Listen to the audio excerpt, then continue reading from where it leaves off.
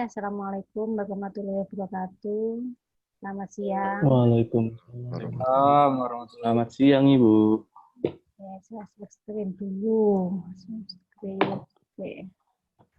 Kemarin kita sampai ke pertanyaan ya. Sudah dikerjakan kan? Iya, Bu. Kita lanjut Sudah. untuk yang overview, masih lampiran. Gimana sih? Oke, jadi nanti ada beberapa hal yang perlu kita ketahui untuk apa? Untuk overall equipment efficiency. Di sini setelah ini itu tentang masalah standar bakunya, maksudnya mana yang dia dibilang bagus itu seperti apa, dibilang kurang bagus itu seperti apa. Jadi untuk overall equipment efficiency, sukses operasi suatu unit diukur dari OEE-nya atau overall equipment efficiency-nya, yaitu persen pemanfaatan aset fisik untuk operasi. Jadi di sini. Kemudian OEE ini merupakan perkalian dari persen kapasitas nyata, waktu operasi nyata, dan persen produk yang memenuhi syarat kualitas dibanding kemampuan unit. Kemudian untuk unit operasi kenyataannya beroperasi pada 98% kapasitasnya dengan waktu operasi 90%.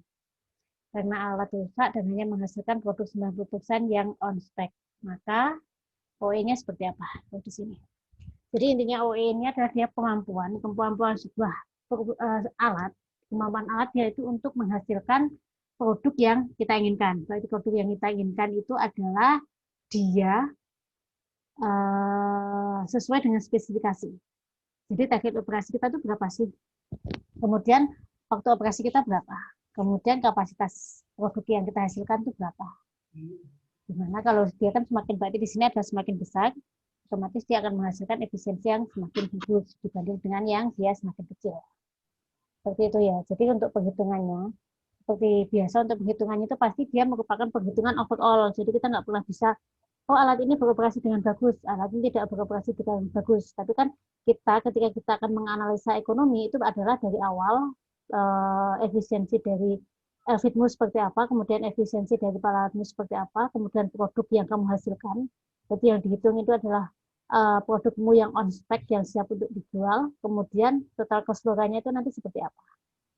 Jadi di sini untuk dia semakin banyak keuntungannya, berarti dia analisa bahwa dia akan perusahaan tersebut akan semakin untung.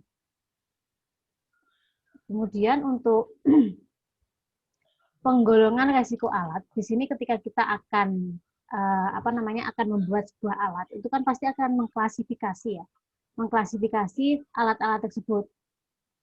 Dia di sini untuk penggolongan resikonya ada 3, yaitu critical, semi-critical, dan non-critical. Jadi nanti ketika kita akan memprioritaskan mana sih yang kita perlu, misalkan kita harus pay attention, maksudnya kita harus memberi perhatian lebih itu ke alat mana sih. Jadi otomatis kan kalau kita mau, misalkan pasti kita akan lebih memperhatikan atau perhatian kita akan lebih tercurah untuk alat-alat dia yang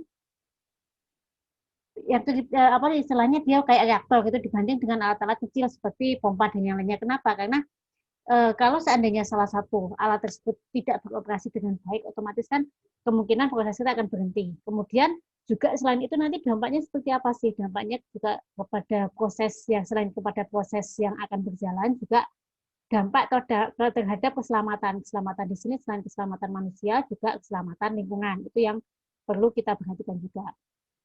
Jadi penggolongannya sangat diperlukan oleh bagian maintenance yang akan menggolongkan perlakuan maintenance. Apakah preventif, prediktif, atau run to fail.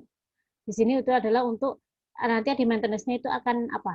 Apakah nanti ketika kita alat tersebut, apakah kita harus misalkan ini, kalau alat-alat itu kan biasanya ketika kita ketika kita alat itu running, walaupun kemarin ketika kita akan mendesain sebuah alat, mesti kan awalnya kita akan memegang MOU, kontrak kerja dengan perusahaan vendornya. Jadi selain itu nanti juga akan ada, apakah nanti ketika kita maintenance itu memang kita butuh berapa lama sih periode kita maintenance tersebut. Kemudian perlu nggak sih alat tersebut harus dicek secara berkala untuk melakukan pencegahan kerusakan supaya nanti misalkan terjadi kerusakan itu tidak terjadi langsung kerusakan yang besar. Ataukah kita hanya perlu memperbaiki alat tersebut ketika dia terjadi kerusakan. Itu memang harus kita analisa. Jadi untuk alat-alat misalkan untuk alat distilasi, reaktor, separator, yang lainnya itu kan otomatis kita tetap akan melakukan pengecekan. Kita butuhkan pengecekan berkala. Karena kan nanti seandainya terjadi sesuatu kan itu akan beresiko dengan berhentinya proses. Otomatis kalau misalkan ada kerusakan kecil-kecil, sebisa mungkin untuk bisa segera ditangani. Kalau dengan kecil itu bisa ditangani kan otomatis untuk mencegah supaya tidak terjadi kerusakan yang lebih besar di situ. Kemudian suatu tim lintas fungsi dibentuk untuk menyusun penggolongan peralatan. Jadi di sini ada penggolongan peralatan yaitu apakah dia nanti masuk penggolongan peralatan yang mana sih, sehingga dari penggolongan itu kita tahu untuk maintenance-nya seperti apa. Setelah kita tahu maintenance-nya seperti apa, nanti kita akan tahu untuk menghandle masing-masing alat itu seperti apa sih? Perlu perlakuan khusus nggak sih alat-alat tersebut? Tuh. Peralatan resiko tinggi selalu predictive maintenance. Jadi sini akan diprediksi berapa lama sih, misal untuk tekanan untuk reaktor misalkan. Kita akan bisa memprediksi nanti ketika kita akan alat ini setelah running berapa lama kemungkinan dia harus dibersihkan atau disadon, misal untuk HE. Nanti ketika kita sudah tahu nanti ketika sudah berjalan selama 2,5 tahun atau 3 tahun atau 2 tahun dia sudah efisiensi panas yang dihasilkan sudah tidak terlalu tinggi, makanya kita butuh cleaning di situ. Seperti itu. Itu memang perlu kita lakukan untuk masing-masing alat. Ada pertanyaan sampai sini? Sebelum kita next page. Oke, kalau nggak ada. Terus kemudian untuk contoh critical analysis ini ada beberapa. Jadi untuk yang dia itu untuk aset itu diklasifikasikan menjadi 3. Jadi untuk peralatan itu diklasifikasikan menjadi 3, yaitu untuk critical itu A, semi critical B, dan C itu yang untuk non critical. Jadi di sini dia dianalisa dari mana sih impact-nya itu dari seperti pertama, yaitu dari lingkungannya. Lingkungannya nanti seperti apa? Efeknya seperti apa untuk lingkungan? Apakah ketika terjadi sesuatu itu berpengaruh nggak sih pada lingkungan? Kemudian yang kedua masalah safety. Safety-nya seperti apa? Apakah ketika dia terjadi kerusakan, misal kebocoran, apakah dia bisa membahayakan lingkungan, terutama ke manusianya dulu, ke tenaga kerjanya, kemudian ke lingkungannya seperti apa? Kemudian untuk quality isunya akan seperti apa dia? Kemudian untuk working time, dia berapa? Shift-nya akan seperti apa? Reliability-nya seperti apa? Kemudian untuk maintainability-nya seperti apa? Reliability-nya, kemudian untuk maintenance-nya nanti akan seperti apa? Jadi adalah ini untuk untuk kriteria dari analisisnya.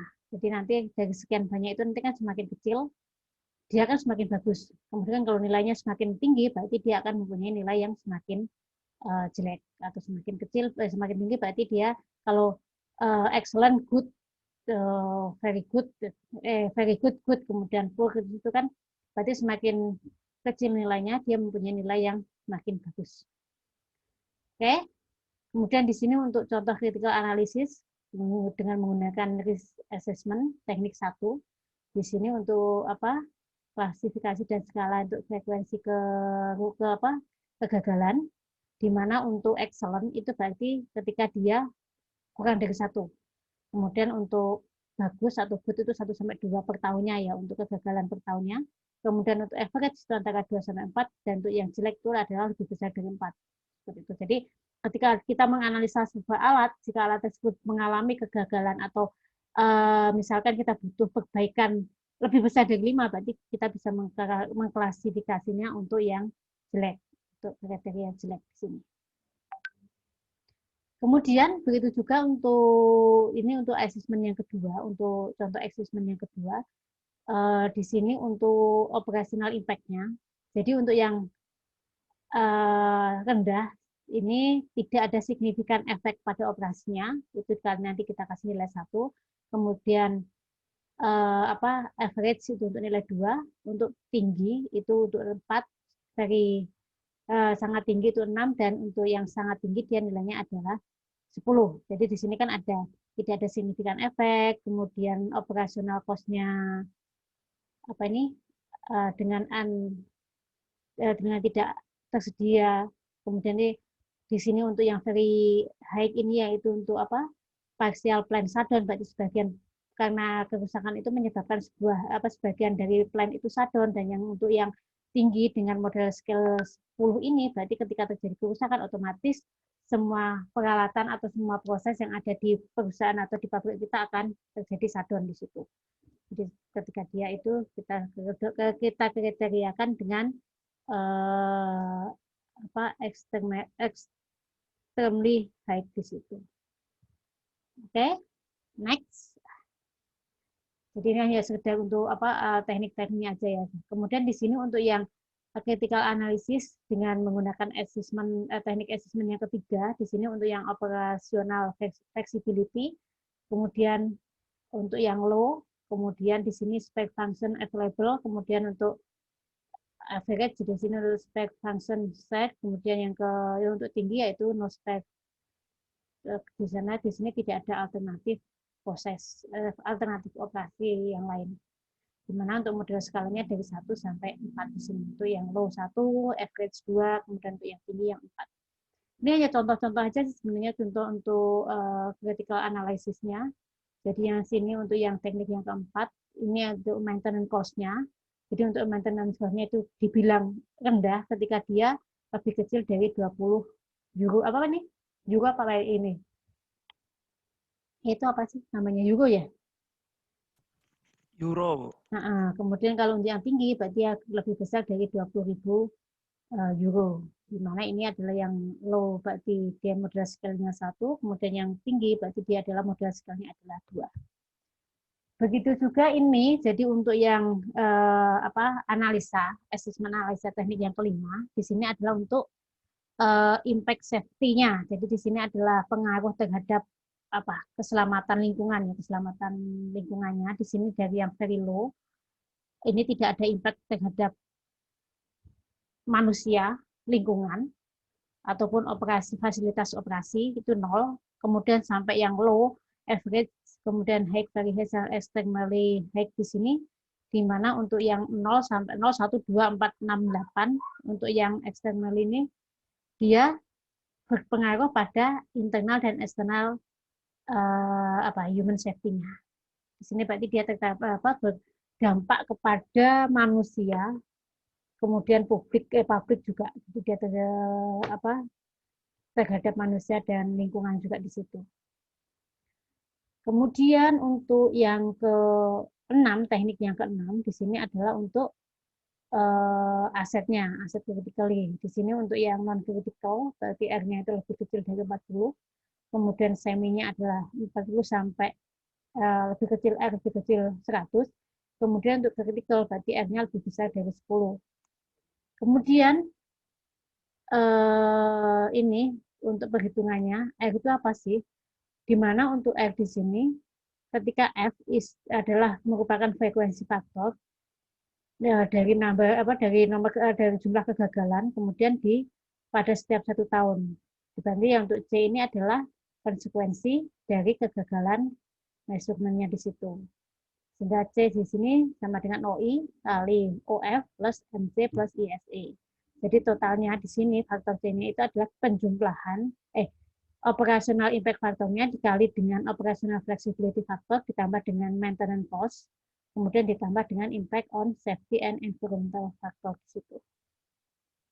Oke, kemudian untuk yang terakhirnya di sini, jadi untuk teknik yang ketujuh di sini untuk aset, di sini untuk ada asetnya berapa, F-nya nilai F-nya berapa, OI, OE, OF, MS sampai C, ketika priority-nya seperti apa. Di sini untuk reaktor misal F-nya 3, kemudian OI-nya 9, 4, 2, 6, kemudian C-nya adalah 4. Jadi di sini. Di sini untuk dari reaktor, generator, power train, hidrogen gas sama kompresor ini di sini merupakan untuk critical. Prioritasnya adalah untuk alat-alat yang critical. Seperti itu. Ada pertanyaan sampai di sini? Hanya sekilas untuk istilahnya. Kita tahu seperti apa sih kita harus menganalisa itu. Apa aja sih yang perlu kita analisa untuk sebuah alat atau maintenance sebuah alat tersebut. Seperti itu. Oke. Pak Bu, Dit. izin bertanya, Bu. Gimana, Dit? Eh, Kok kamu gelap, Dit? iya, Bu. Kurang cahaya. Lagi pada tidur, Bu, temannya. Oh, paling tim rebahan tidur aja kerjaannya.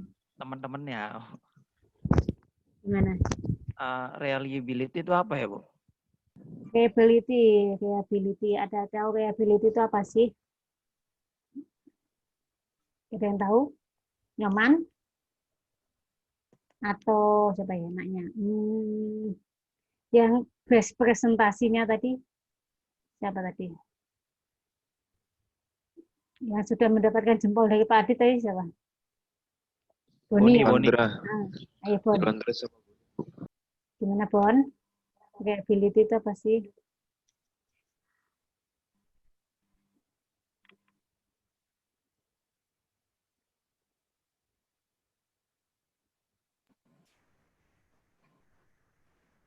Maaf Bu, pertanyaannya yang mana Bu ya?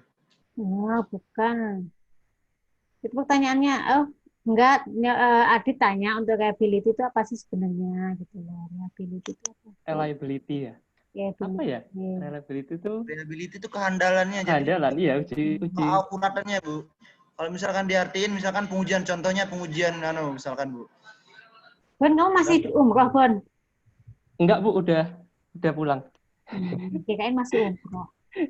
Waktu Saya itu ada pengujian reliability Bu. Misalkan pengulangan nih menghasilkan hasil yang sama, itu reliability. Jadi dia menguji kehandalan alatnya Bu. Setuju. Alah, Boni setuju-setuju aja, Boni mah kerjaannya. Kok kamu bisa mendapat juara 1 dari Pak Adit gimana, Bon? Aku curiga kamu PDKT sama Pak Adit. Apa ya? Apa ya Bu yang juara 1? Enggak kok. Yang the best. Kata teman-temanmu tadi, kamu digosipin tadi. Enggak.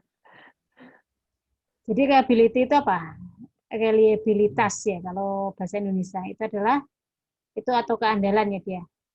Berarti kan dia kalau kita misalkan nih kayak praktikum lah. Praktikum kamu biasanya kan melakukan apa? Pengulangan ya.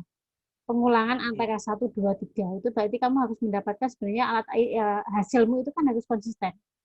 Kalau hasilmu konsisten itu berarti kan kamu mendapatkan nilai reliabilitasnya itu kan tinggi. Beda lagi misalkan nih kamu praktikum 3 kali tapi hasilmu tuh yang satunya misal kamu ngitung densitas itu, yang satunya itu 90, satunya 80, satunya 70 itu kan sebenarnya kan itu nggak bisa. Jadi ketika kamu 90,1, 89,2 itu kan bisa. Jadi itu disebut sebagai apa keandalannya. Begitu juga untuk alat. Berarti kan ketika reliabilitasnya bagus kan berarti dia mempunyai nilai handal yang lebih tinggi atau keandalannya lebih bagus di situ. Itu nyaman ya? Gitu, nyaman. Kita ada tambahan? Bon? Ya benar Bu, tadi nge-lag laptop saya nih Bu, nge-lag sinyal kayaknya Bu. Jadi uji cobanya itu pada alatnya di startup kayak gitu ya, Bu? Jadi uji coba ketika kamu misalkan kalau misal nih kamu di kolom distilasimu misal di kolom distilasi berarti kan kamu mendapatkan top produkmu adalah sesuai dengan spesifikasi yang kamu inginkan. Jadi kan memang kalau kamu bisa mendapatkan spesifikasi yang kamu inginkan sesuai dengan standar itu kan berarti reliabilitasnya kan bagus. Seperti itu. Yang paling simpel adalah ketika kamu di lab aja lah. Di lab ketika kamu misalkan uji apa? Test point gitu kan. Apakah nilaimu kan kamu biasanya kan kalau nguji-nguji itu kan mungkin sekali kan?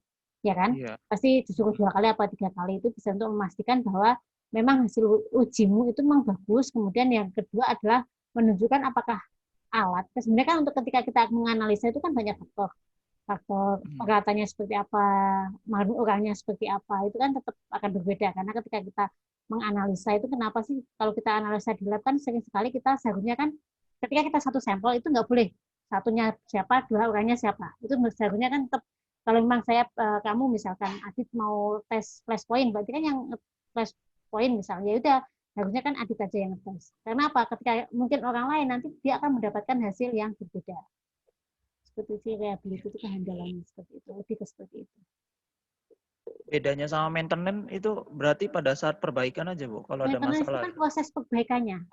Kalau kamu bilang maintenance kan berarti ketika kamu memaintenance alat ya sudah kamu melakukan apa? Misalkan maintenance-nya butuh apa sih? Ada sesuatu yang rusak nggak sih? Gitu. Maintenance. Oh, iya. Kalau reliability kan lebih ke kemampuan kehandalan dari alat tersebut.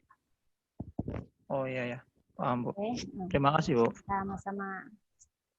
Ada lagi pertanyaannya? Yang lain kok diem-diem ya? Yang ngomong kok perasaan itu aja.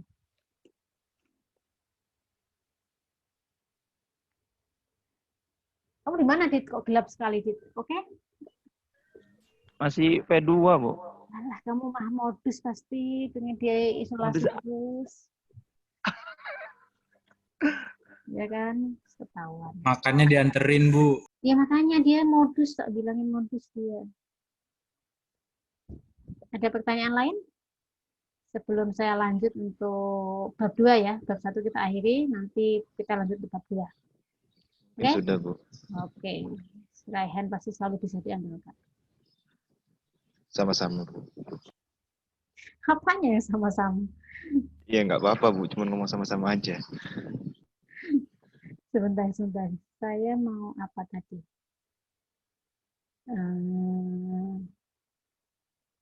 Oke, tak share screen lagi.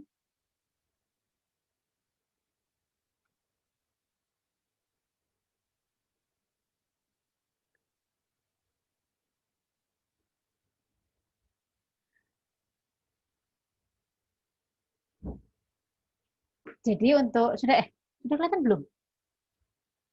Belum ya? Belum, Bu. Gitu ya.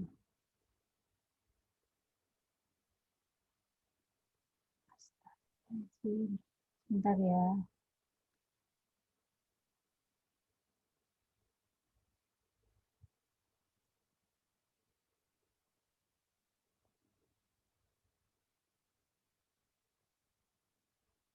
Kenapa ya kok nggak bisa ya?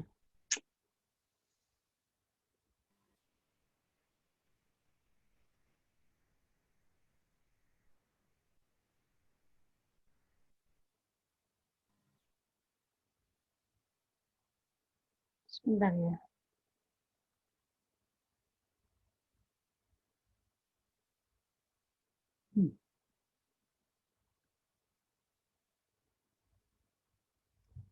Dia nggak tahu kok, share screen-nya tiba-tiba dia nggak bisa ke itu. Saya pilih opsi apa, screen 2, nggak muncul. Muncul nggak? Masih belum muncul, Bu. Nggak bisa, dia munculnya di atas. Udah, Bu. Ini apa? Slideshow apa setengah? Kecil banget tapi, Bu. Kecil banget. Kecil, Bu. Sebentar, kok ini salah. Tapi bukan slide Zoom. Sebentar ya. Harusnya dia slideshow. Saya sudah setting di itu 2, tapi nggak tahu. Nggak bisa. Mana tadi?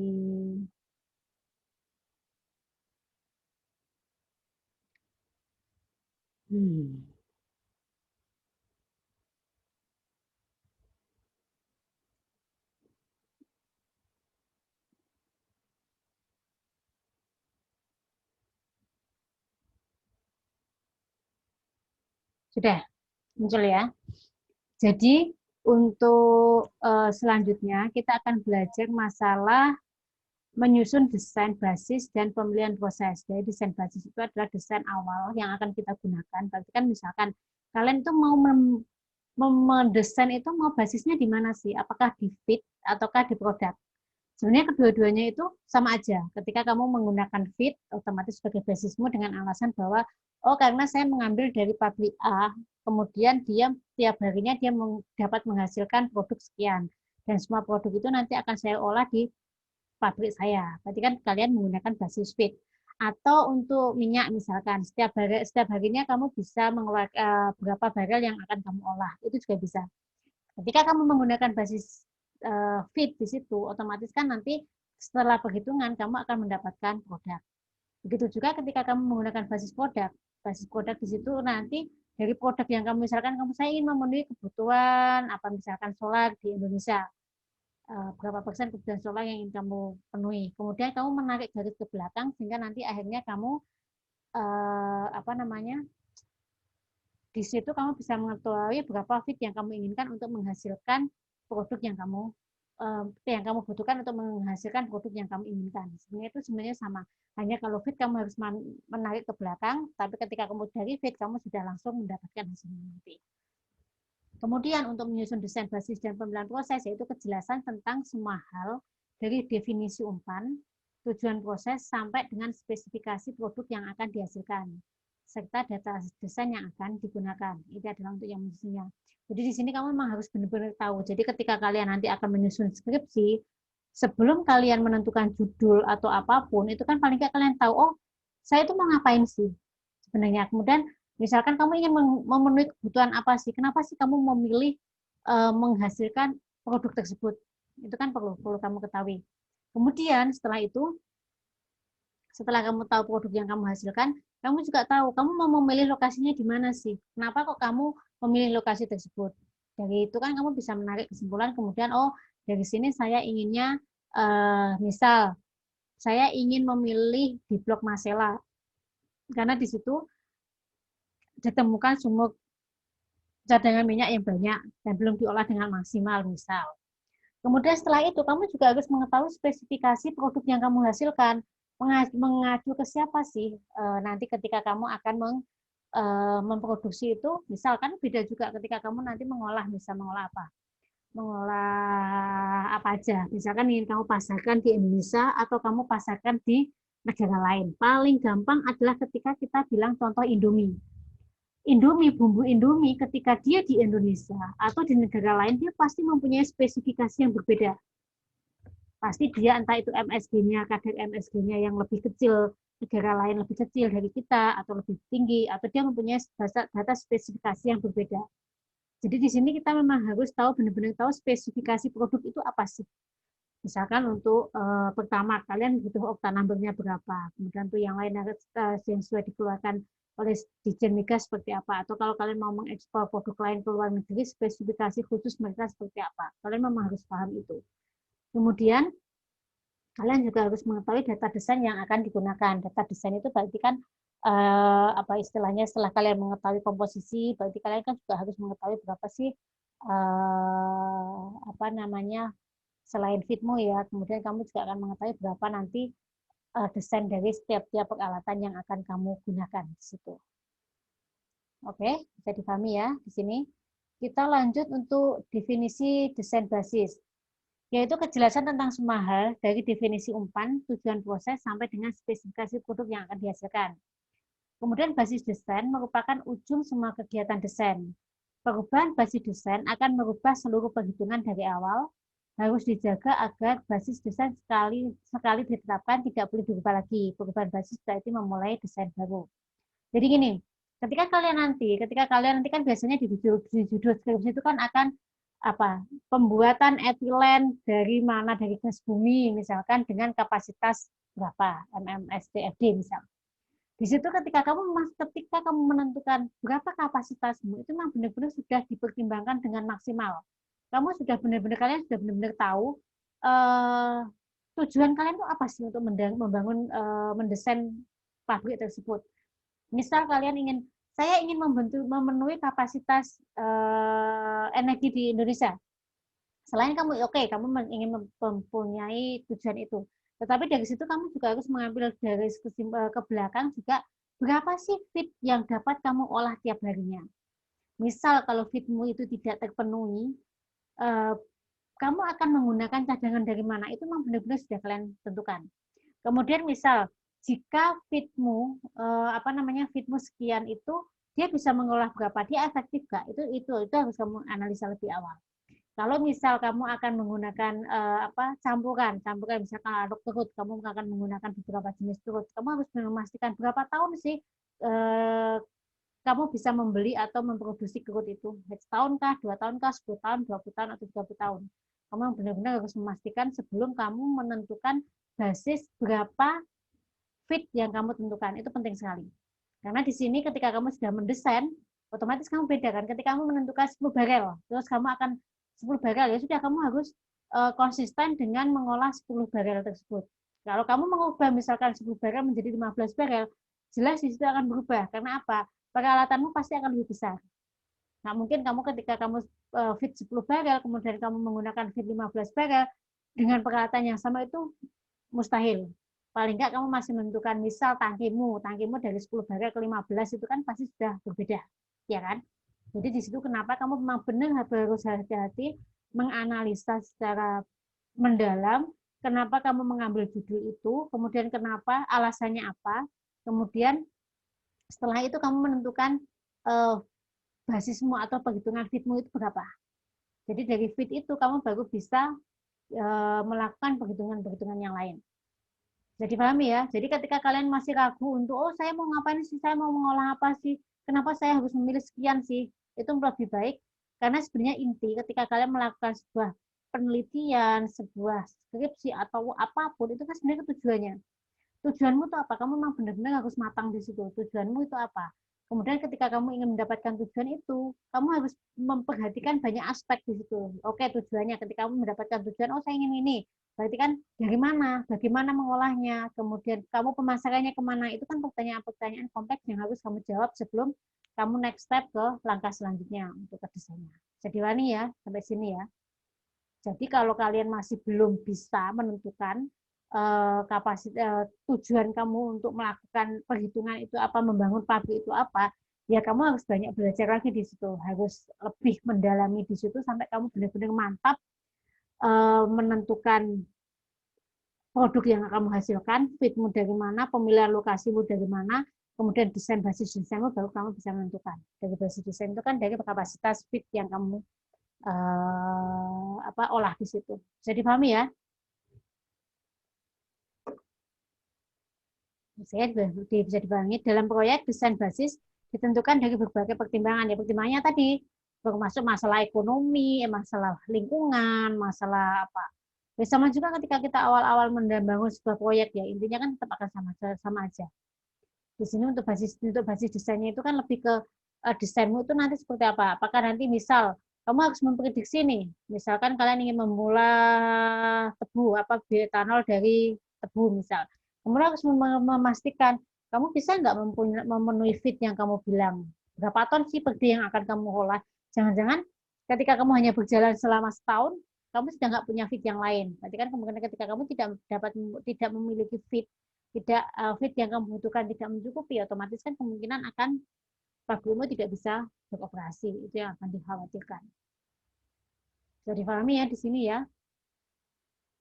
Kemudian untuk unsur desain di sini tujuan proses, misalnya memproduksi LPG dari gas alam tiung biru, itu salah satunya. Untuk dari tujuan prosesnya, sama juga ketika kalian bilang mau memproduksi etilen dari gas bumi, gas alam, ya sudah nggak masalah.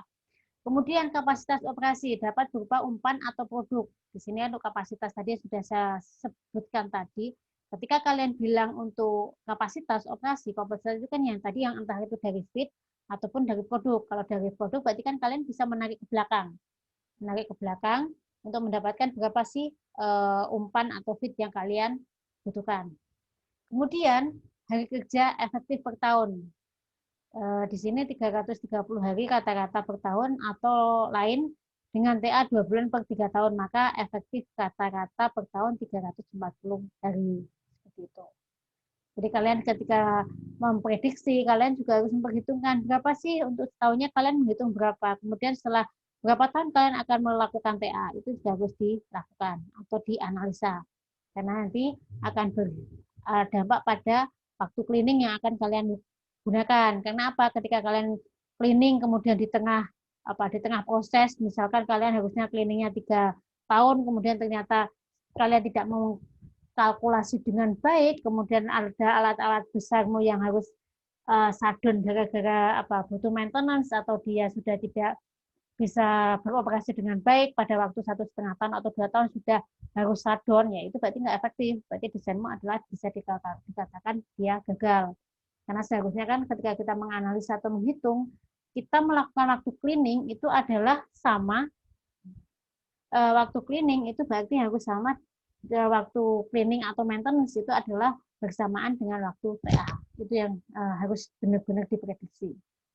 Kemudian, margin desain dan kebutuhan atau tendon, margin misalnya termasuk perkembangan untuk 5 tahun ke depan, misalnya kapasitas di 10% di atas kapasitas sekarang dengan turn down atau fleksibilitas operasi misal 60%. Jadi di sini adalah kalian juga harus memprediksikan memprediksi 5 tahun ke depan itu seperti apa sih? Apakah kalian akan dengan memproduksi hal yang sama? Misalkan kalian akan menaikkan kapasitas nggak sih untuk 5 tahun ke depan, itu juga harus kalian prediksi. Misal kalian bisa menganalisa mungkin sekarang kebutuhan apa yang paling banyak, kebutuhan bahan bakar misal.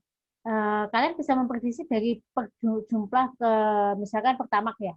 Kebutuhan Pertamax tahun ini berapa? Nggak mungkin kan ketika kita bilang kebutuhan Pertamax dengan kebijaksanaan pemerintah yang kita anggap tetap, maksudnya dengan tidak ada pembatasan pembelian kendaraan bermotor baik roda 2 maupun roda 4, kemudian kita akan bilang, oh kebutuhan Pertamax pada tahun ini akan sama dengan 5 tahun yang akan depan, 5 tahun ke depan. Itu kan kita nggak bisa bilang seperti itu. Tapi dari Badan Pusat Statistik kita bisa melihat, oh pada setiap tahun, misalkan pada tahun 2015 kemarin, per tahunnya kenaikan sepeda motor dan mobil sekian ribu misal. Jadi dari situ kan kita bisa memprediksi ini sekarang tahun 2020, berarti nanti kita bisa memprediksi pada tahun 2025 kebutuhan kendaraan bermotor akan mencapai sekian. Jika per kendaraan membutuhkan sekian liter per tahun, berarti pada 5 tahun ke depan, berarti kita akan membutuhkan kenaikan Pertamax sekian, misalnya seperti itu. Dari situ kan kita bisa mendesain, oh nanti misal kalau pabrik saya di sini, kalau saya membangun kapasitas sekian, kalau saya ingin tetap memenuhi kebutuhan pemerintah 20% misal dari kebutuhan total, otomatis ketika 5 tahun ke depan, pabrik saya ini juga harus bisa mensupport kenaikan tersebut. Itu juga harus menjadi salah satu pertimbangan yang kalian sebagai proses engineer ketika kalian mendesain, itu sudah menjadi faktor pertimbangan. Kalau enggak, misalnya sudah saya bertahun dengan ini, jika memang nanti ke 5 tahun ke depan saya memprediksi dengan kapasitas dengan perhitungan ini, berarti saya bisa membangun perusahaan baru dengan kemajuan teknologi yang lebih bagus dan yang lainnya, ya monggo silahkan. Tapi setidaknya itu tetap menjadi pertimbangan kalian ketika kalian akan mendesain sebuah pabrik. Oke, bisa dipahami di situ. Jadi juga termasuk misalkan nih, dengan berjalannya waktu kan pabrik kalian kan juga kemungkinan juga efisiensi dari alat kan akan menurun. Nah, itu juga harus diprediksi.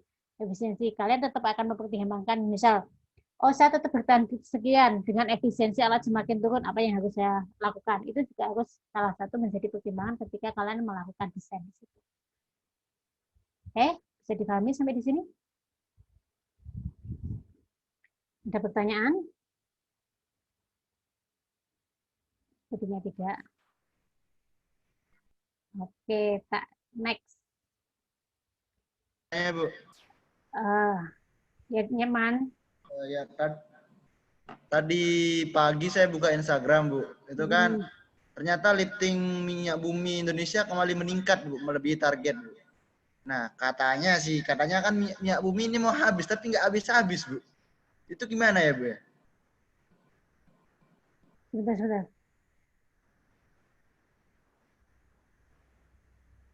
Sebentar. Gimana? Untuk minyak bumi akan habis. Ya, kan dari beberapa pakar itu bilang beberapa tahun lagi minyak bumi akan habis, crude oil itu akan habis, Bu.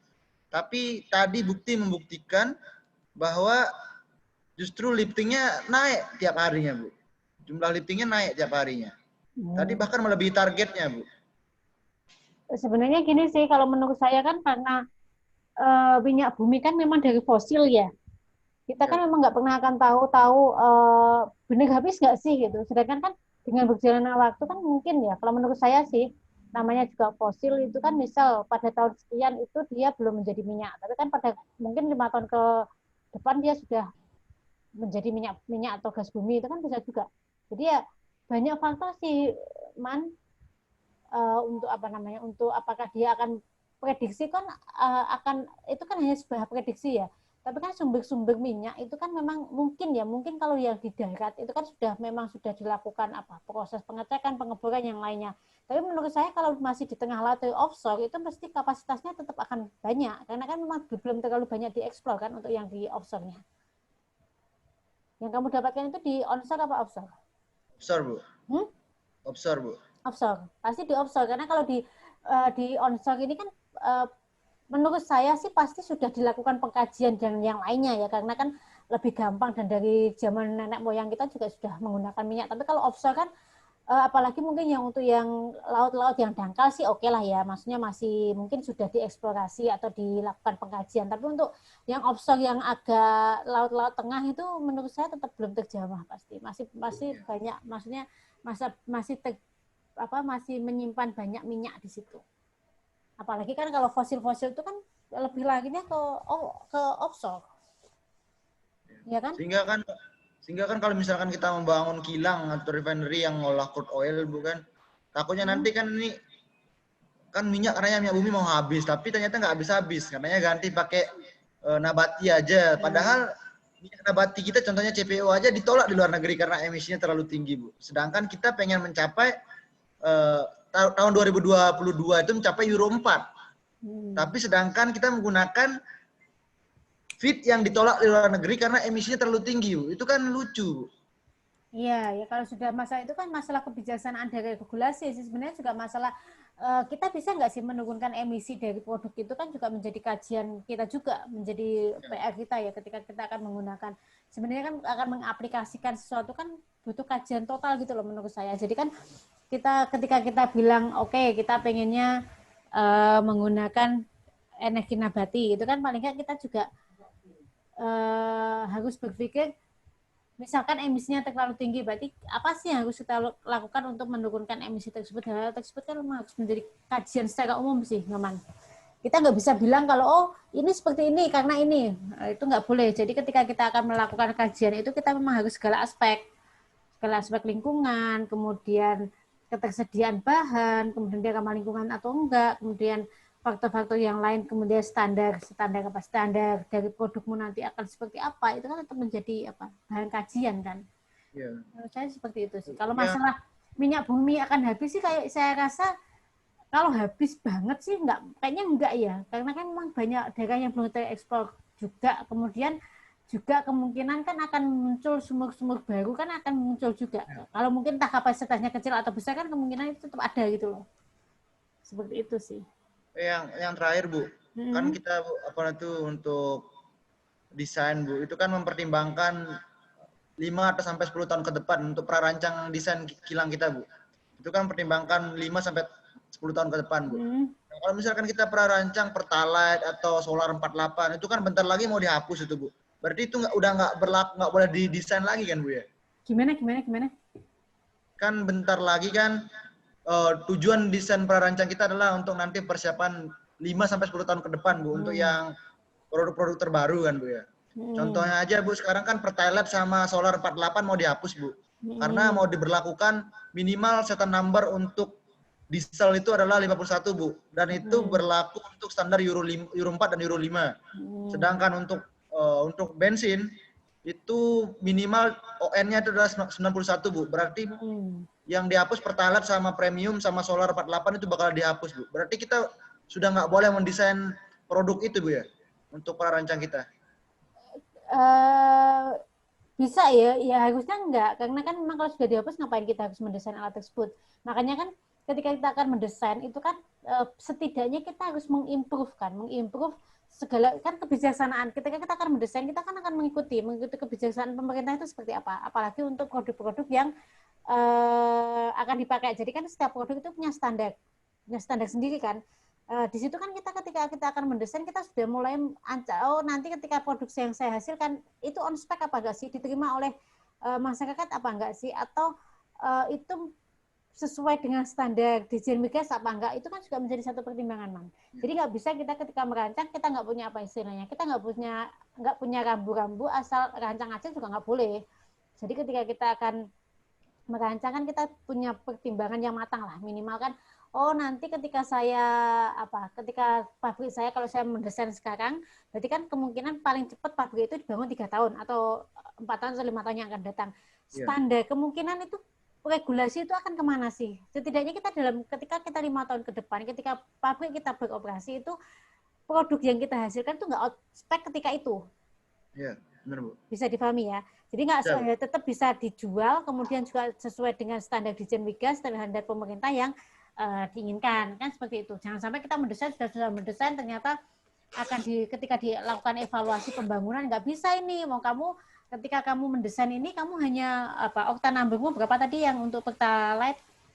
Pertalite kan 90, terus premium 88. Sekarang minimal ON itu 91. Nah, ketika kamu mendesain terus ON-mu cuma 99, 90 gitu kan, ya sudah, berarti lo ngapain kamu mendesain? Pasti kan akan dianalisa, Man. Ketika kamu akan membangun sebuah pabrik kan kamu akan dilakukan review, analisa dari tim produkmu itu seperti apa? Dia masuk nggak atau dia sesuai nggak dengan spesifikasi yang dikeluarkan oleh pemerintah? Itu kan tetap akan menjadi wacana di situ. Iya. Berarti yang harus diperkuat bab satunya, Bu ya, latar belakang kita ngambil itu. Makanya, ketika saya bilang tadi kan ketika kalian mendesain, melakukan penelitian atau apapun, itu yang paling penting adalah bab 1. Bab 1 itu apa? Kayak kalian itu kayak apa? Pondasi kalian tuh di situ. Jadi kalian bolehlah bilang, oh ini nanti hasil saya seperti ini. Kalian bisa berargumen seperti itu. Tapi ketika kalian nggak punya pondasi yang kuat di bab 1-mu, ya sudah, kamu pasti akan hancur maksudnya akan dibantai di bab 1-mu. Paling simpel adalah ketika kamu bilang memilih lokasi di lokasi A aja, kamu tapi nggak tahu di lokasi A itu seperti apa aja, itu sudah menjadi pertanyaan pasti. Jadi bab 1 itu merupakan inti sehari kalian ketika kalian akan menulis atau membuat proposal, skripsi dan yang lainnya, itu memang bab 1. Yang paling susah itu bab 1. Kadang kalau orang kan kenapa sih bab 1 itu ditulis terakhir biasanya? Itu kan karena dengan berjalannya, nanti saya mungkin pertamanya hanya bilang, saya ingin membuat A menjadi B. Kemudian dari prosesmu, akhirnya kamu benar-benar mendapatkan B, baru kamu menarik kesimpulan ke belakang lagi, kamu baru bisa menulis bab 1-mu itu seperti apa. Tapi kalau di proposal ini kan kalian tetap harus bab 1 dulu. Makanya di situ kalian harus benar-benar matang. Matang dalam artian ya sudah, kalian harus benar-benar paham kalian tuh mau ngapain sih? Terus apa sih yang kamu inginkan? Terus kamu itu dengan yang kamu inginkan tuh kamu mau melakukan apa? Itu memang benar-benar dasar harus kalian miliki. Kalau enggak itu ya susah pasti, menjadi pertanyaan pasti. Pertanyaan dari penguji dan yang lainnya. Juga ketika nanti kalian kerja, misal ketika disuruh bikin project, ya kalian harus benar-benar matang di bagian situnya. Seperti itu. Oke, aman? Terima kasih, Bu. Ada pertanyaan yang lain? Oke, kita lanjut ya untuk yang unsur desain, untuk yang basis 2. Tak panggil nanti aku ditinggal tidur.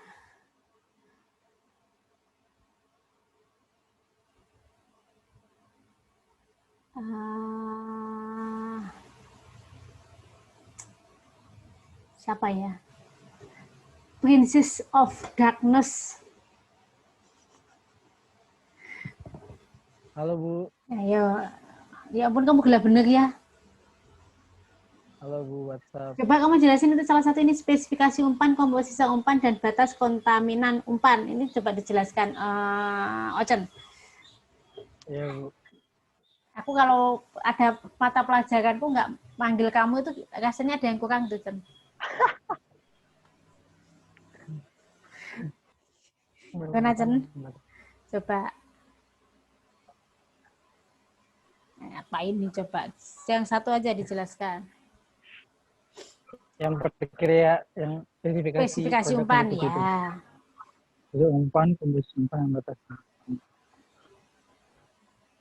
Jadi untuk yang unsur desain basis kedua itu spesifikasi umpan, komposisi umpan, dan batas kontaminan umpan.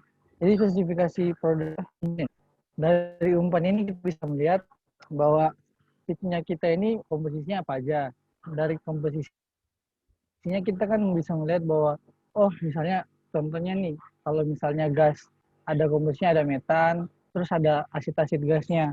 Jadi dari kita bisa melihat komposisinya, kita bisa menentukan tuh Bu, nanti alat-alatan apa aja, sama nanti prosesnya kayak gimana, untuk ketentuannya pakainya berapa lama, prosesnya itu berjalannya kayak gimana. Nah untuk batasan kontaminan kan setiap umpan kan kontaminan berarti kontaminasi ya Bu, campuran ya. Jadi saya Piye, ngomong piye, sendiri piye, ya. piye, piye, coba. Dan pembatasan kontaminan. Kontaminan umpan itu apa sih? Kamu paham nggak kontaminan umpan itu apa? Kontaminan kontaminasi kan, Bu?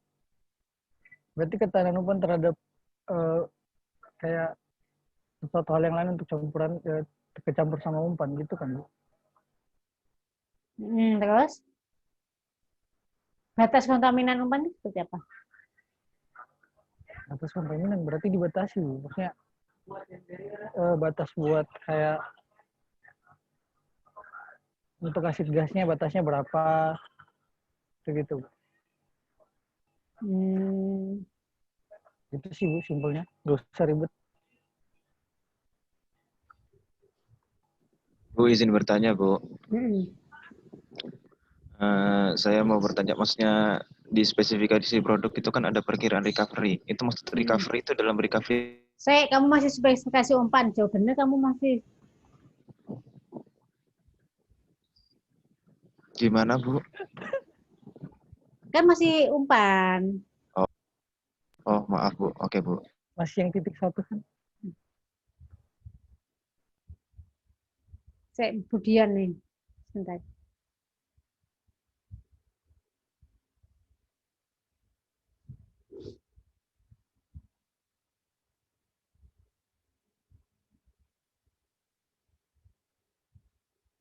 Oke, gimana? Siapa tadi? Ocen. Iya, Bu.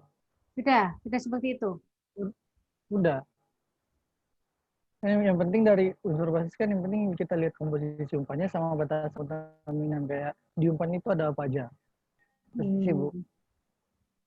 Jadi gini, ini.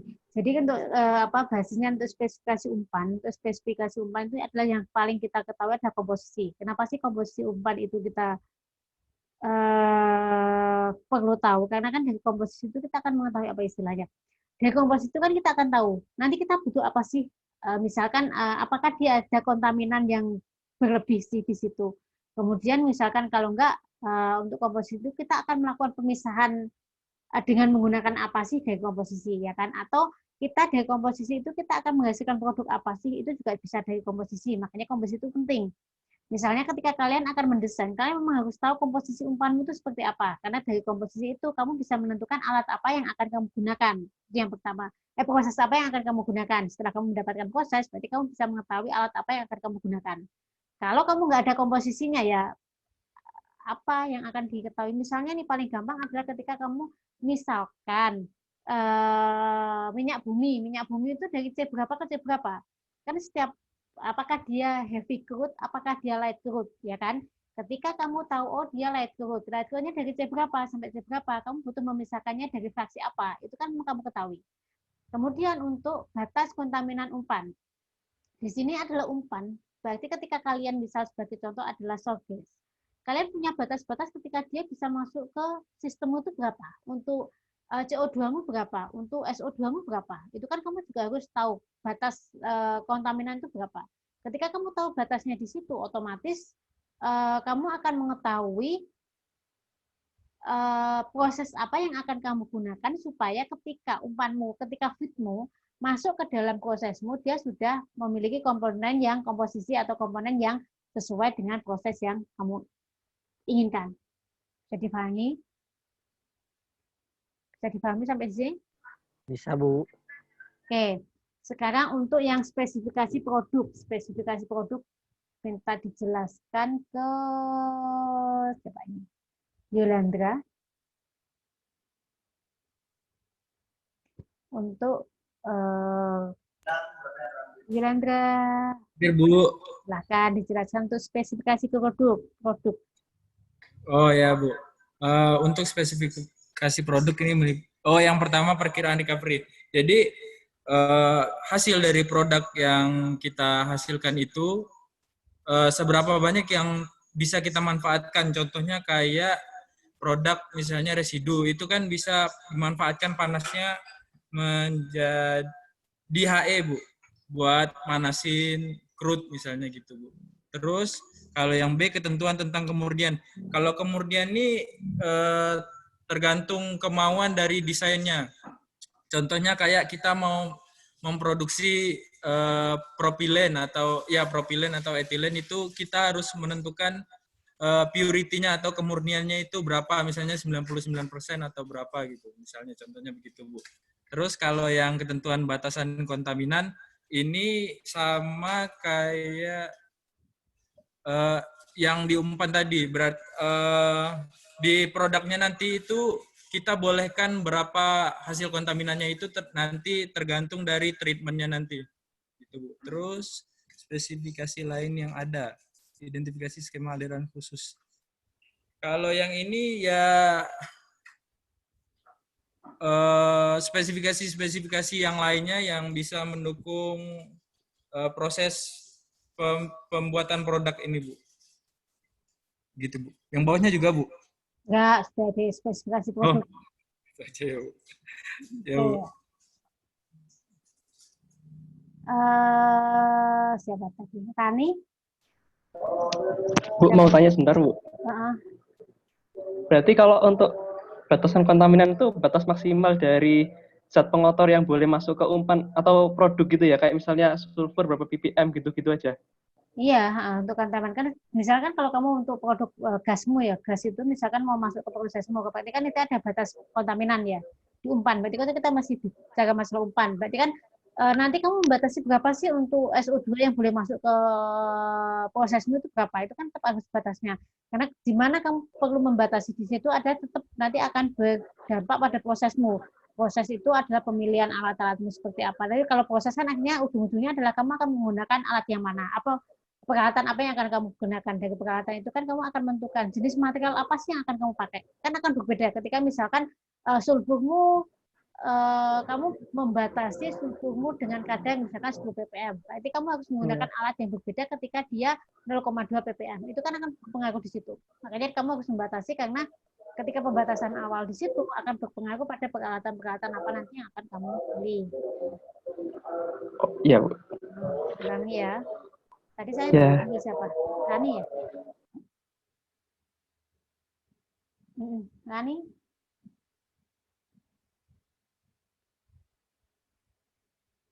Rani di mana?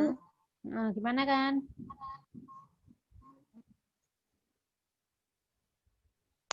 Iya, Bu.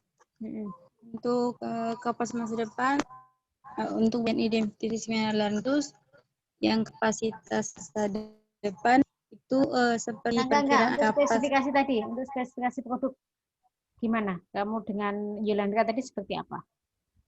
Ada pendapat nggak?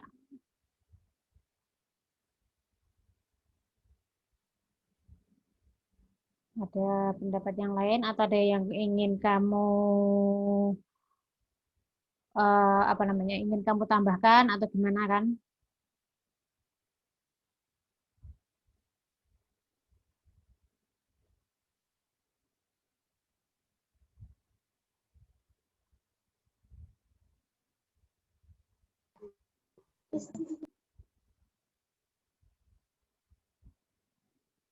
Ya, seperti Bu, cuma masih kurang paham di bagian perkiraan spesifikasi produk. Kamu tadi kan Yolanda sudah menjelaskan. Gimana pendapatmu?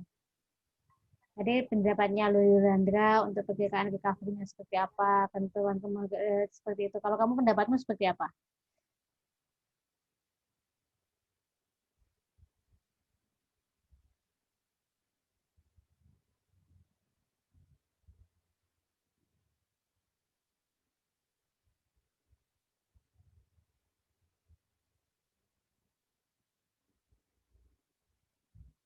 Gimana kan nih?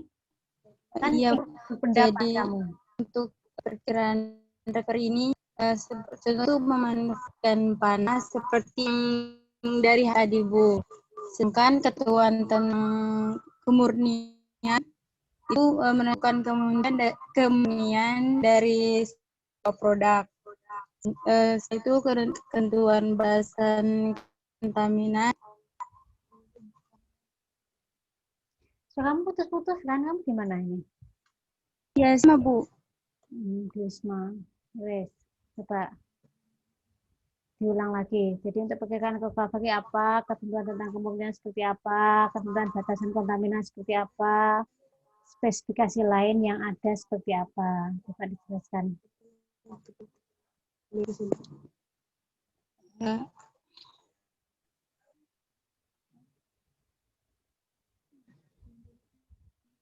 Tentuan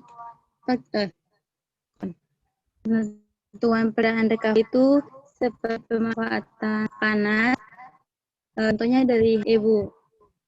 Terus ketentuan tentang kemurnian itu menentukan kemurnian dari sebuah produk. Selain itu ketentuan batasan kontaminan itu di produknya berapa kontaminan ada dengannya, dan untuk spesifikasi lainnya ada tergantung dari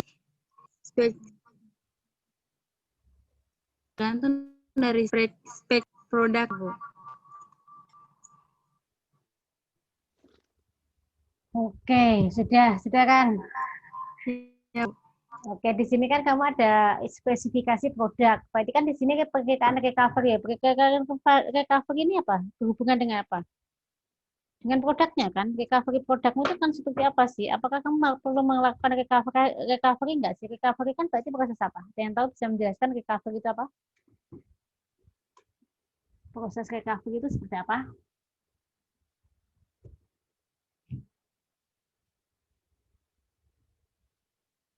Ada yang mau menjelaskan? Iya, kalau proses panas tadi dia lebih ke prosesnya, tapi di sini adalah untuk produkmu. Produkmu itu apakah? Misalkan produkmu nih, produkmu tidak sesuai dengan spesifikasi, perlu dilakukan recovery enggak? Misalkan di fitmu atau di apa namanya di reaktormu mungkin. Apakah dia perlu dilakukan recovery enggak untuk katalis dan yang lainnya? Dia lebih ke apa namanya?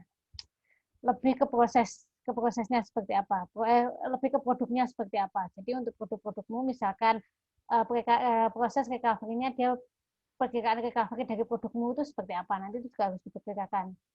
Kemudian untuk kemurnian di situ kan biasanya untuk produk, setiap produk itu kan dia pasti akan mempunyai spesifikasi yang kita inginkan. Paling gampang misalkan kemurnian etanol, kita mau membutuhkan etanol untuk apa, teknis apa PA. Kalau teknis berarti berapa, kalau PA berarti dia perlu berapa, berarti kan kalau PA harus 99% misal. Kemudian untuk batas kontaminan di sini juga harus dibatasi, nggak cuma fit. Kalau fit itu kan berarti ketika kita kontaminan fit kita batasi supaya nanti akan berpengaruh pada desain proses yang akan kita lakukan atau peralatan-peralatan yang akan kita desain. Tetapi untuk batas kontaminan untuk produk, berarti kan kita harus mengacu pada spesifikasi dari entah itu misalnya Dirjen Migas atau mungkin dari lembaga-lembaga yang mengeluarkan spesifikasi pada produk itu. Kemudian misalkan di sini untuk alat produkmu juga kamu membutuhkan spesifikasi yang lain. Misal selain kalau misalkan kalian untuk bahan bakar, apakah dia mempunyai spesifikasi khusus nggak dia? Nambangnya harus berapa atau yang lainnya? Itu yang perlu dijaga ketika kalian akan mendesain. Jadi untuk produkmu nanti akan seperti apa yang akan kamu lakukan. Jadi ini untuk spesifikasi produknya. Oke, kemudian tadi siapa? Rehan tadi mau tanya apa? Bu. Ya, Rehan tadi yang mau tanya. Silakan Rehan. Udah kok, Bu. Tadi yang tentang perkiraan recovery itu tadi, Bu. Udah dijelaskan oleh Yolandra. Kalau recovery di sini kan berarti ketika kamu akan misal kadang kan ketika kita akan menghasilkan suatu produk itu kan kita perlu mengembalikan ya untuk misalkan kita harus membalikkan proses produk itu untuk dikembalikan ke proses sebelumnya. Itu biasanya adalah untuk menjaga kemurnian dari produk yang kita hasilkan, atau kita ingin meningkatkan yield. Dengan cara apa? Dengan peningkatan yield itu kita perlu menambahkan produk itu ke dalam proses kita. Itu juga harus kita perkirakan juga seperti apa sih untuk perhitungannya. Nanti misalkan kalau kalian ingin produkmu itu misalkan untuk kalian recycle ke produk sebelumnya atau seperti apa, itu juga harus kalian perhitungkan di situ. Bisa dipahami maksudnya di sini? Bisa, Bu. Jadi kan setelah kamu produkmu itu kan tetap ya ketika kamu keluar dari produk itu kan kamu harus memperhitungkan nih dia sudah mempunyai masuk spesifikasi enggak, kemudian kontaminannya memenuhi enggak, kemudian apakah dia misalkan punya standar khusus kalau bahan bakar misalnya dia harus punya oktan ambang minimal berapa enggak, atau kadar apa namanya kadar airnya berapa persen kah, itu kan tetap harus berapa ppm misal, atau CO2 SO2-mu harus berapa minimal berapa ppm, itu kan harus kamu penuhi. Selain juga kamu juga harus memperkirakan misal nih untuk menjalankan proses supaya prosesnya berjalan dengan baik, kemudian kamu mendapatkan yield proses yang lebih tinggi, kamu butuh nggak ini merecycle produkmu itu untuk ke belakang supaya dia untuk prosesnya, atau misal untuk yang di reaktor, kamu perlu nggak ini misalkan untuk mengembalikan lagi apakah dia katalis atau apa atau yang lainnya untuk menghasilkan produk yang lebih baik. Itu memang faktor-faktor yang tetap harus kalian pertimbangkan di situ.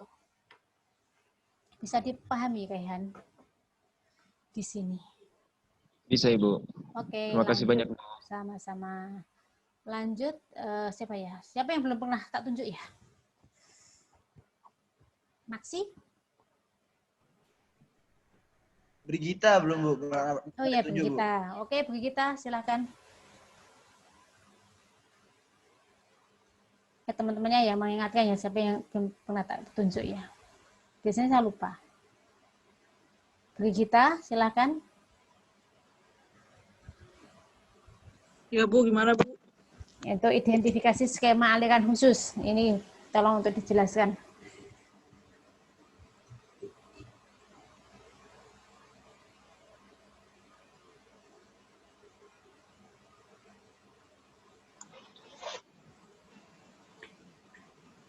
Identifikasi skema aliran khusus.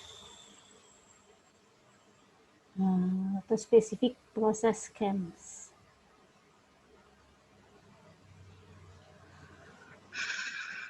Ayo Brigita.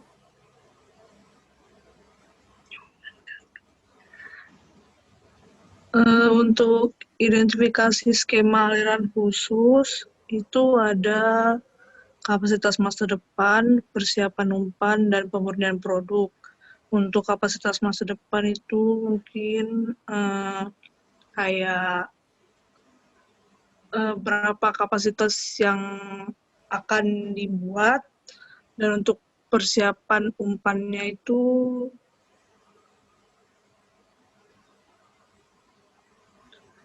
mungkin umpan berarti fitnya. Untuk pemurnian produk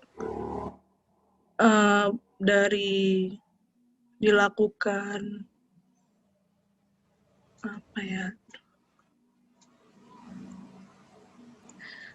untuk pemurnian produknya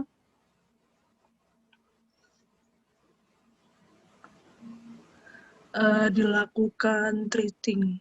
Mungkin gitu Bu, saya masih kurang paham juga Bu. Oke, astagfirullahaladzim. Maksi, tadi Brigita terus Maksi. Ya Bu. Gimana? Jadi skema aliran masa depan. Jadi kapasitas masa depan artinya tuh itu plan atau rencana kita, misalnya itu kita mau kapasitasnya berapa. Kira-kira untuk beberapa tahun ke depan kapasitasnya bisa kita tingkatkan lagi nggak sesuai dengan penghasilan yang kita dapat. Apabila kita rencana kita 10 tahun ke depan kita mau menaikkan kapasitas. Nah, berarti kita juga harus mempersiapkan umpan atau feed yang kita kelola. Jadi misalkan kita mau menaikkan kapasitas, otomatis kita juga harus mempersiapkan umpan atau feed yang kita dapat. Nah, setelah itu pemurnian produk. Jadi pemurnian produk maksudnya itu produk yang dihasilkan dari proses pabrik yang kita rancang. Misalkan pemurnian produknya itu produk yang kita hasilkan itu belum sesuai spesifikasi. Mungkin kita bisa tingkatkan lagi, atau mungkin kita bisa menaikkan, mungkin seperti itu Bu. Jadi untuk spesifikasi proses ya, spesifikasi proses di sini adalah untuk identifikasi skema aliran khusus. Jadi kan kalau aliran khusus itu ada nggak sih skemanya?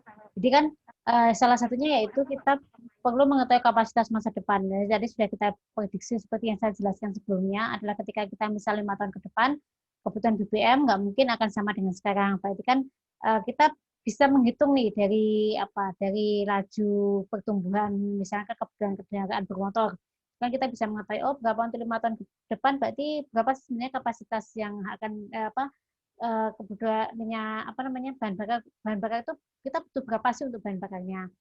Itu yang pertama. Kemudian untuk yang kedua persiapan umpan. Persiapan umpan di sini adalah untuk yang kita misalkan untuk umpan-umpan yang memang dia mempunyai misalkan dia mempunyai spesifikasi khusus. Misal kalau dia misalkan kita mau mengolah melakukan proses distilasi gitu dari etanol, waktu kalian bikin bioetanol dari ampas tebu. Tapi di situ masih banyak air, misal. Airnya di situ bisa kalian pisahkan dengan proses pemisahan biasa, misalkan 2 fase atau yang lainnya, misal ya ini. Berarti kan di situ kalian butuh persiapan umpan. Persiapan umpan itu adalah kalian lakukan supaya apa? Ketika diproses itu memang tidak terlalu banyak tambahan peralatan yang akan kalian gunakan. Kalau memang bisa dipisahkan dengan sederhana, kenapa kita harus menggunakan proses distilasi yang membutuhkan biaya yang lebih tinggi misal. Kemudian untuk pemurnian produk, sama juga seperti yang sudah saya jelaskan di situ. Misal kalian akan menghasilkan etanol. Menghasilkan etanol itu kan ada yang etanol teknis yang sekitar 95-an atau dia yang PA yang sekitar 99,8 atau 0,9. Ketika kalian akan melakukan pemurnian biasa dari etanol yang masih 30 ke 95 itu bisa kalian lakukan dengan proses ekstraksi biasa atau distilasi biasa. Tapi ketika sudah 95 ke atas berarti kalian harus punya dia lebih proses distilasinya itu akan lebih kompleks atau lebih spesifik sehingga kamu harus membutuhkan peralatan baru nggak sih untuk pemurnian produkmu di sini, itu juga harus kamu pertimbangkan karena walaupun kadang naiknya hanya misalkan dari 98 ke 99 untuk pemurnian produk itu biasanya prosesnya itu tidak sesimpel ketika kalian akan menaikkan pemurnian dari 60 ke 80 misal, itu akan lebih mudah dibanding untuk produk-produk yang dia sudah mempunyai kemungkinan tinggi. Kalian perlu mempersiapkan proses atau alat apa yang kalian gunakan untuk bisa mencapai spesifikasi yang kalian inginkan di situ. Jadi biasanya apakah dia kalau distilasi apakah dia menggunakan solvent, penambahan solvent, atau dia menggunakan tray yang khusus, atau bisa menggunakan membran, atau yang lainnya. Itu nanti akan menjadi pilihan-pilihan ketika kalian akan menghasilkan produk dengan kemurnian yang tinggi. Bisa dipahami sampai sini? Atau ada pertanyaan? Bisa, Bu. Kenapa? Maksi? Yang lainnya ada pertanyaan nggak ya? Kita lanjut. Gimana Maksi? Jelas, Bu. Oh, jelas. Oke, kalau jelas. Ya, Bu. Oke. Kemudian untuk basic engineering desain data adalah dasar bagaimana desain akan dilanjutkan.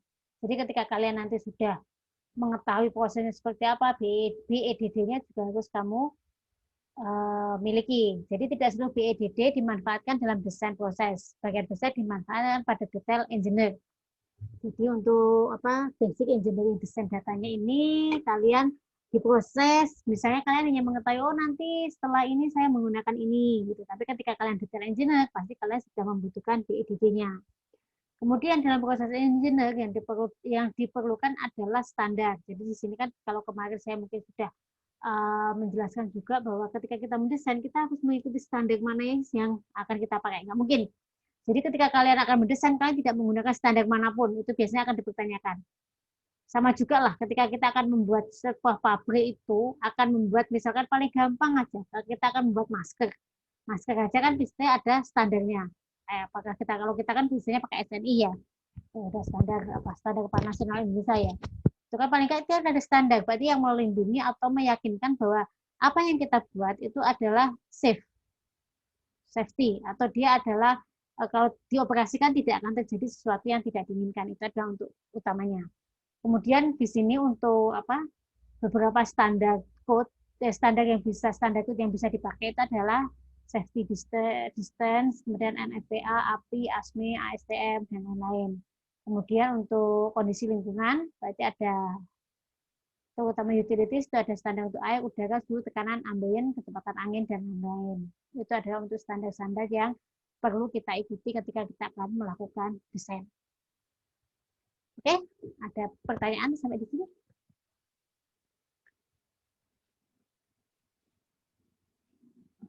Kalau nggak ada, ini studi case. Jadi, Bu, izin bertanya, Bu. Tahan. Bu, kalau kan itu, Bu, kemarin saya baca kan yang tentang basic design itu, Bu. Basic engineering design. Nah, itu menurut apa ya kemarin tuh? Pokoknya sebentar.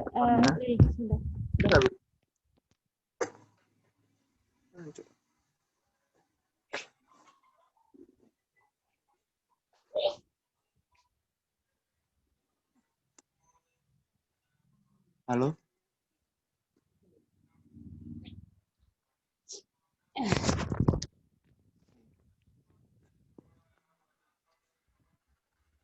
Oke, gimana ini? Bu, kan baca tentang BED ini.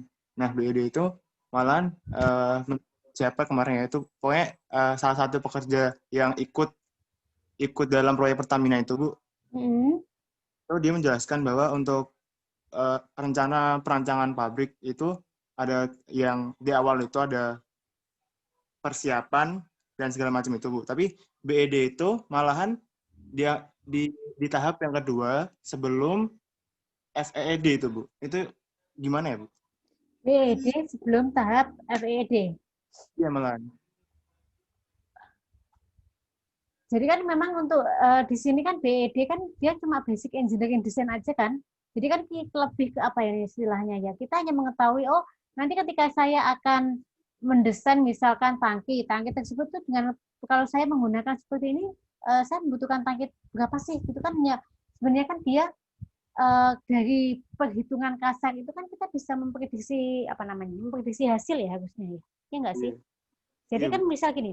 Jadi kita misalkan kita sudah tahu fit kita sekian, berarti nanti ketika dia masuk kolom distilasi berarti dengan laju sekian saya membutuhkan volume distilasinya berapa. Ketika sekian, berarti saya akan menggunakan menggunakan misalkan saya sudah menentukan saya menggunakan shift tray misal. Ya sudah, berarti dari shift tray itu shift tray mana sih yang akan saya pakai? Misalkan itu kan sebenarnya sudah ada datanya yang akan kita pakai untuk untuk kalkulasi kasar ya istilahnya, karena kan ketika dari kalkulasi kasar kan kita nanti akan muncul akhirnya kan kita akan mengetahui berapa sih kira-kira harga yang akan kita butuhkan untuk proses misalkan seperti itu sih Ulil. Jadi BEDD itu kan memang dia untuk desain datanya itu hanya data, sebenarnya kan dia data desain data kan, berarti kan dia memang kita sudah bisa memprediksi gitu loh. Kalau nanti FEED itu kan lebih detail lagi kan. Seperti itu kan. Kalau di FEED kan kita memang benar-benar harus menghitung ini berapa sih, kemudian tingginya berapa, seperti apa. Bukan seperti itu ya Lilia maksudnya, atau gimana? Ya, berarti ini bedanya sama primary itu kalau ini udah ada lisensi. Gimana? Suara kamu mati nih. Kalau bedanya.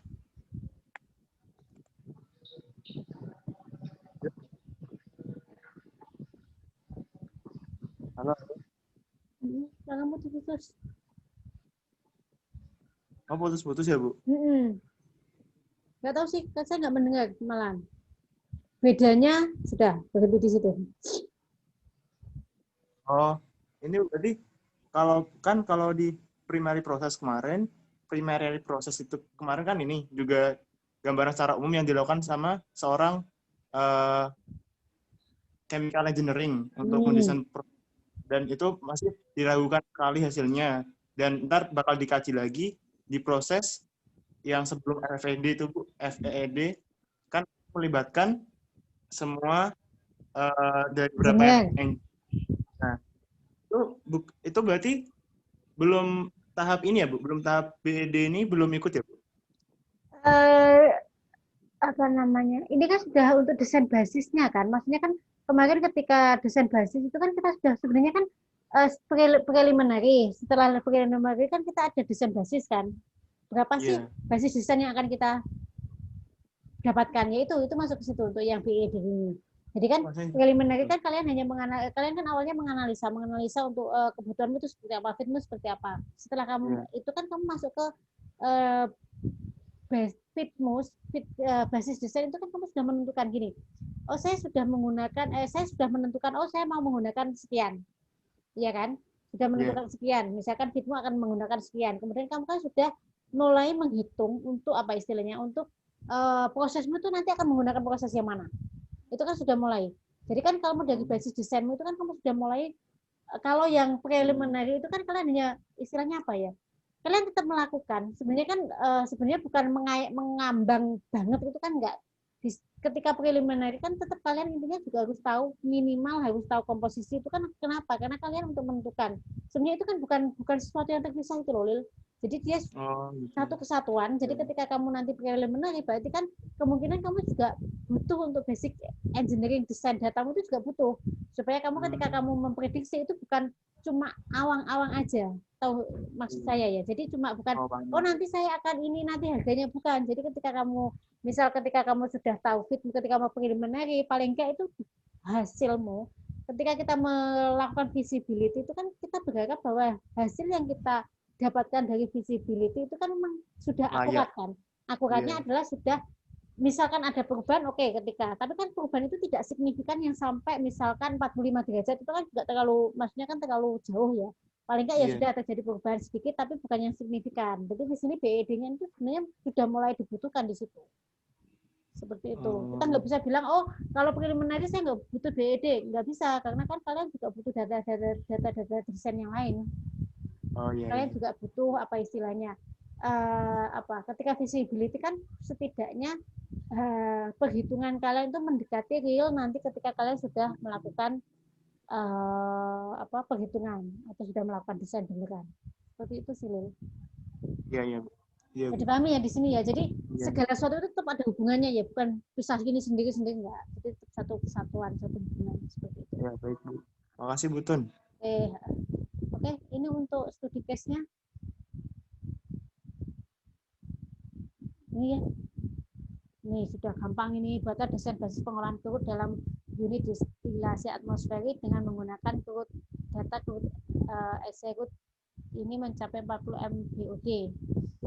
Kemudian mulailah Anda berpikir untuk membuat desain basis untuk tugas akhir Anda, perkiraan dulu. Kemudian tahap penyusunan desain basis seperti dalam form DB dengan cara mencari proses yang sesuai dari buku proses. Seperti kasus lain gas 40 mm SCFD. Jadi nanti kita untuk studi kasus ini untuk kita sebenarnya pengen nanti tugas akhirnya ya, tapi kalau mungkin tugas akhirnya ya maksudnya untuk ujian akhir dibikin kelompok aja kali ya. Saya bingung. Enaknya gimana untuk tugas akhir penilaian akhir? Saya tuh pengennya bikin kelompok untuk studi case gitu loh, studi case jadi kalian berpresentasi sehingga kita bisa sama-sama menilai gitu, gimana? Setuju? Simulasi sempro aja, Bu. Kenapa?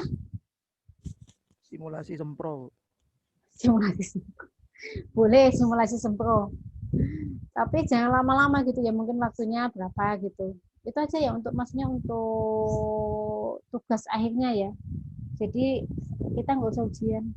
Saya nggak usah ujian, Bu. Saya malas mengoreksi. Iyalah, setuju. Setuju, Bu. Setuju. Karena saya bimbingan sama Ibu. Setuju, Bu. Itu aja. Jadi nanti untuk tugas akhir, untuk ujian akhirnya kalian nggak tahu sih studi case ya, maksudnya studi case itu kalau memang kalian mau yang seminar proposal kalian juga nggak apa-apa. Tapi nanti untuk ada berapa kelompok sih di kelompok kalian, di kelas kalian? Beda sih, Bang. Ada yang gabung sama A juga kan, Bu. Oh. Kalau nggak bisa. Yang gabung berapa orang? Ulil gabung, Maksi gabung, Ayo juga Bu, Maksi. Ya. Casper, banyak Bu. Oh, gini aja. Apa gimana ya? Ya sudah, nggak apa-apa, nanti per kelompok kalau yang gabung, ya nanti nggak apa-apa, nanti kita jadwalkan untuk dua kali pertemuan A dan B ya. Kalau yang mau gabung, nggak apa-apa, nanti bisa ikut A apa ikut B gitu aja ya. Nanti tugasnya minimal samalah.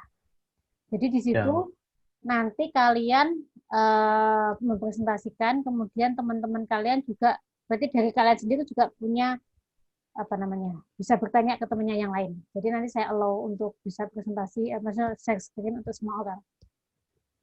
Itu aja ya untuk tugas untuk penilaian akhirnya. Studi case-nya berarti penelitian kita ya, Bu ya? Mungkin biar lebih tidak membebani, nggak apa-apa untuk Iya, Bu. skripsi kalian. Jadi dimatangkan untuk skripsi kalian. Jadi nanti kayak kita studi case untuk ininya. Ini nggak apa-apa kalian coba-coba juga nggak apa-apa.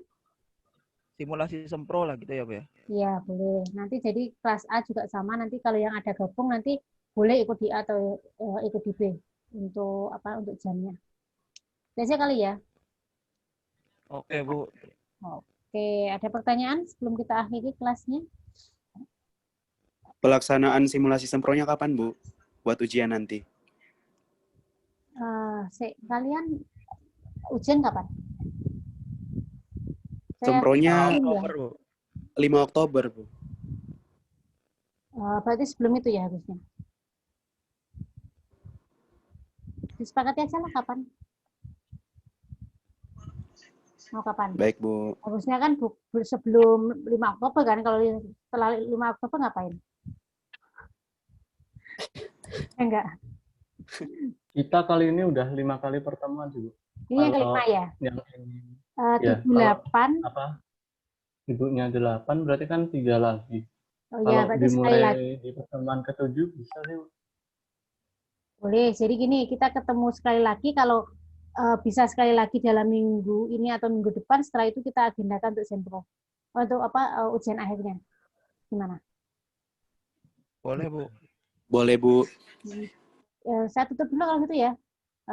Kita diskusi setelahnya. Saya tutup. Assalamualaikum warahmatullahi wabarakatuh.